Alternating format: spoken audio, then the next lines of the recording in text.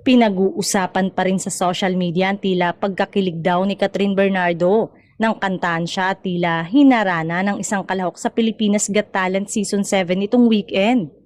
Kahit maputi na ang buhok, ang kantang inalay ng isa sa Villanueva twins na si John Paul kay Kat.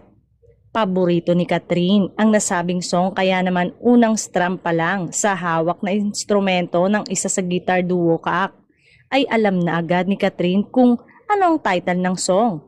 Flinex pa ito ni Kat sa mga kapwa hurado niya. Kitang-kita nga raw sa mukha ng aktres ang kasiyahan.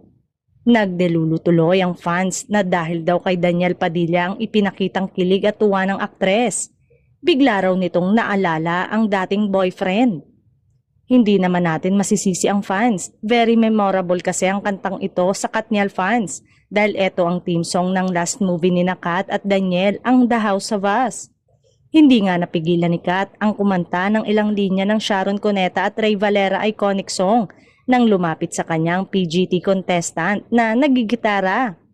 Nosy Balasi ni Sampaguita ang nakapagpayes na performance sa apat na hurado pero mas nagtrending sa online world yung gitarista na nagpakilig kay Catherine.